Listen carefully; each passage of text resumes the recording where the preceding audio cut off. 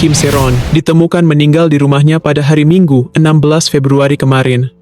Usianya baru 24 tahun saat dia mengambil nyawanya sendiri dengan tragis. Ayahnya menyalahkan YouTuber Lee Jin-ho atas kematian putrinya karena ulasan yang tidak menyenangkan.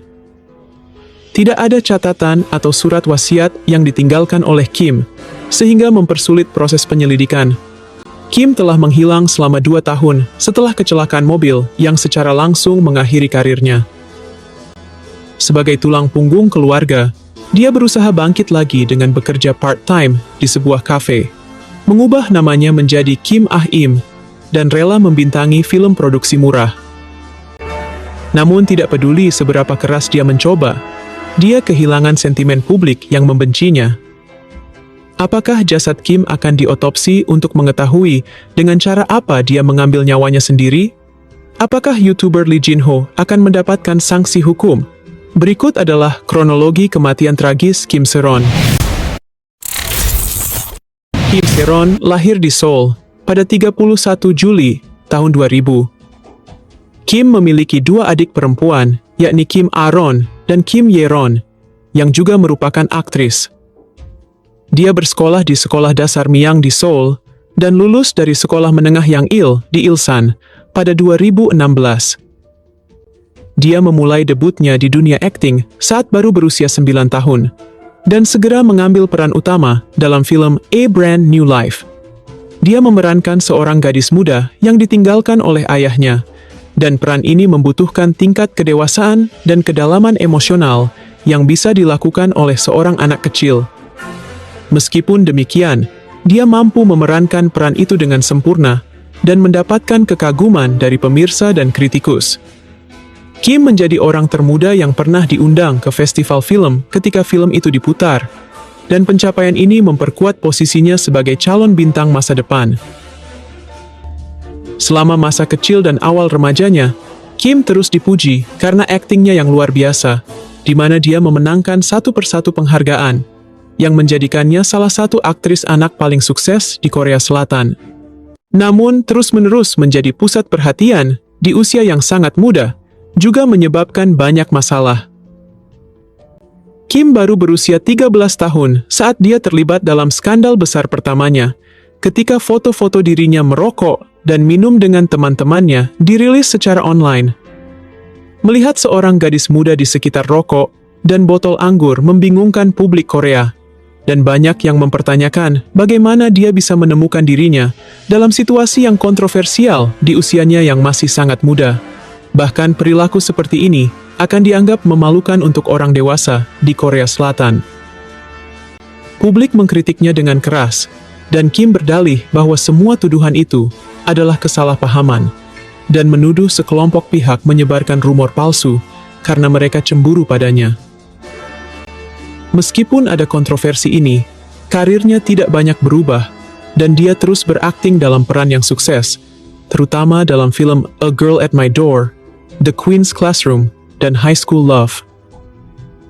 Dia mendapatkan peran dewasa pertamanya dalam serial Mirror of the Witch, dan transisinya dari aktris anak menjadi superstar global sepertinya hanya masalah waktu, terutama setelah dia menandatangani kontrak dengan YG Entertainment.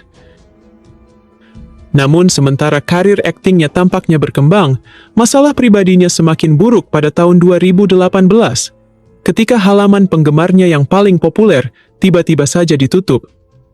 Admin halaman hanya mengatakan bahwa mereka berharap aktris itu tidak membuang begitu saja hadiah dari penggemar, dan sebaiknya menunjukkan rasa terima kasih yang sopan.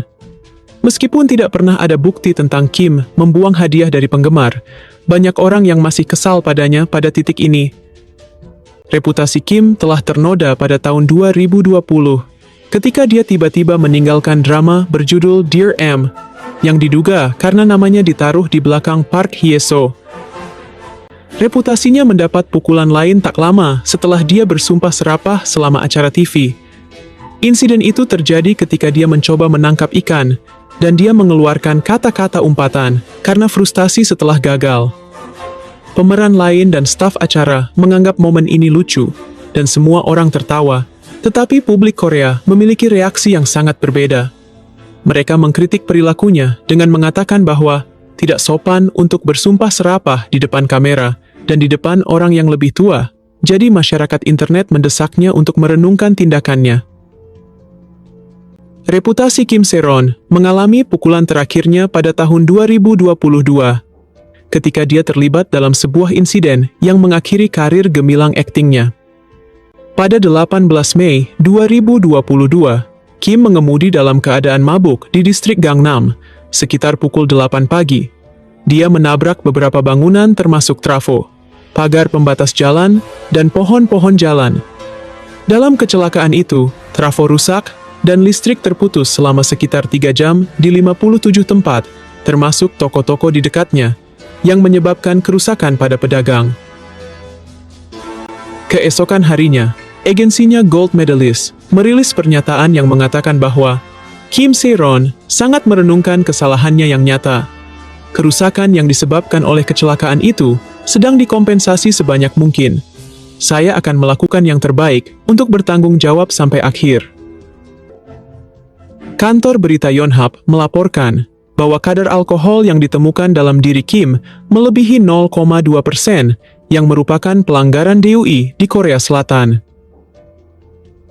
Pada 4 November 2022, dilaporkan bahwa semua uang yang telah dikumpulkan Kim selama karirnya telah digunakan untuk menutupi biaya yang dia keluarkan karena kecelakaan dan biaya penyelesaian ganti rugi.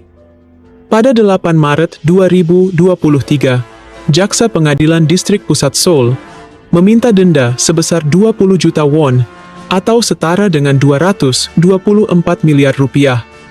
Selama sidang pengadilan tahun 2023, Kim berkata bahwa ia adalah satu-satunya pencari nafkah keluarganya yang membiayai orang tua dan 2 adik perempuannya. Dia berkata bahwa ia berjuang dengan pembayaran kompensasi setelah kecelakaan tersebut dan meminta keringanan pembayaran denda sebesar 4 juta won kepada penuntutnya. Kim semakin dikecam secara online, terutama ketika dia menyelenggarakan pesta ulang tahunnya yang ke-22 di sebuah bar, tepat 2 bulan setelah insiden kecelakaannya. Kim dilaporkan meminta para undangan untuk membawa alkohol, dan orang-orang berpikir bahwa dia melakukan hal tidak pantas. Saat kecelakaan itu terjadi, Kim sedang syuting serial Netflix berjudul Bloodhounds yang dirilis pada tahun 2023. Sebagian besar adegan yang direkamnya untuk acara Netflix telah disunting dan digantikan oleh aktor lain untuk episode-episode selanjutnya. Ia juga dikeluarkan dari beberapa drama mendatang, bahkan menerima skorsing siaran dari penyiar nasional KBS. Kim juga tidak menghadiri acara promosi bersama anggota pemeran lainnya dan mengundurkan diri dari perannya dalam drama televisi lain yang ditayangkan oleh stasiun penyiaran lokal. Setelah itu, Kim lebih banyak menjauh dari mata publik. Media lokal melaporkan bahwa aktris itu berupaya kembali ke industri hiburan dalam proyek-proyek beranggaran kecil dan sebuah drama panggung. Meskipun Kim bekerja keras untuk kembali ke dunia hiburan, sentimen publik tetap tidak mendukungnya, dan ini membuatnya jatuh dalam depresi berkepanjangan. Kesulitan keuangan pun terjadi, dengan laporan yang menyatakan bahwa Kim terlihat bekerja paruh waktu di sebuah kedai kopi untuk membayar firma hukum yang menangani kasusnya. Agensinya juga mengungkapkan bahwa mereka tidak akan memperbarui kontrak mereka dengan Kim. Pada titik ini, karir Kim sudah berantakan. Tetapi pada tahun 2024, secara mengejutkan terungkap bahwa dia akan kembali berakting dalam drama. Namun hanya 1 hari kemudian, tim produksi drama mengumumkan bahwa Kim mengundurkan diri dari perannya dengan alasan masalah kesehatan. Berita kembalinya Kim Se-ron ke dunia akting menghasilkan reaksi beragam dari internet. Sebagian berharap bahwa dia bisa meninggalkan semua skandalnya, sementara yang lain tidak ingin melihatnya di dunia hiburan lagi. Setelah mundur dari dramanya, Kim sekali lagi menjadi pusat perhatian semua orang ketika dia berbagi beberapa gambar dengan seorang pria tak dikenal. Dia mengaburkan wajah pria yang muncul di sampingnya, tetapi judulnya membuat banyak orang berspekulasi bahwa dia akan menikah dengan orang ini. Pada musim gugur tahun 2024, Kim bergabung dengan para pemeran film Guitar Man, yang menandakan tekadnya untuk memulai hidup baru. Ia juga dilaporkan telah mengubah namanya menjadi Kim Ahim, dengan harapan akan awal yang baru. Kim kemudian menghapus foto-foto itu, dan mengklaim bahwa pria itu hanyalah temannya. Pada titik ini, kembalinya Seron ke dunia akting sepertinya sudah dekat, dan tidak ada yang menyangka bahwa hidupnya bisa berakhir tragis. Pada hari Minggu tanggal 6 Februari sekitar pukul 5 sore, seorang teman Kim pergi ke apartemennya karena Kim tidak datang ke rapat. Temannya mengatakan kepada polisi bahwa dia menemukan Kim Seron sudah dalam kondisi tidak sadarkan diri, dan dia segera menelpon polisi untuk meminta bantuan. Polisi mengatakan bahwa tidak ada tanda-tanda masuk paksa atau tindak pidana, dan mereka juga tidak menemukan surat wasiat atau catatan yang ditinggalkan oleh Kim untuk mengetahui mengapa dia mengakhiri hidupnya. Dalam pengarahan rutin di Kantor Investigasi Nasional, pada hari Senin, para pejabat memperlakukan kematian Kim sebagai kasus bundir dan akan ditangani sebagai kasus kematian tanpa pengawasan. Ayah sang aktris mengklaim bahwa putrinya menderita tekanan emosional karena beberapa video yang dibagikan oleh seorang YouTuber bernama Lee Jin-ho.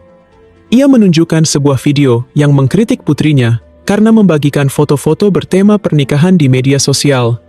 Video tersebut diberi judul, Kim Seron menghapus diri sendiri lagi. Apakah Anda bersembunyi karena kecurigaan tentang pernikahan Anda? Banyak selebritas dari industri hiburan Korea Selatan yang menghadiri pemakamannya, termasuk lawan mainnya di The Man from Nowhere, yakni Won Bin. Aktor Kim Bora dan Han So-hee juga ikut memberikan penghormatan terakhir kepada Kim Seron. Setelah kematian Kim, beberapa surat kabar utama di Korea Selatan menerbitkan tajuk dan opini yang mengecam komentar-komentar jahat di dunia maya tentang Kim. Beberapa di antaranya menyinggung kematian bundir penyanyi K-pop seperti Sulli dan Go Hara pada tahun 2019, dan kematian aktor Parasite Lee Sun-kyun. Meninggalnya sejumlah idola K-pop dan bintang K-drama muda telah menyoroti kekhawatiran yang berkelanjutan tentang kesehatan mental dan tekanan dalam industri hiburan Korea Selatan. Agensi hiburan telah menerapkan berbagai sistem dukungan kesehatan mental, termasuk layanan konseling dan jadwal yang lebih fleksibel. Namun, pengamat mengatakan bahwa sifat K-entertainment yang sangat kompetitif dikombinasikan dengan pengawasan publik yang ketat dan harapan kesempurnaan dalam setiap penampilan, justru kerap membuat para bintang depresi.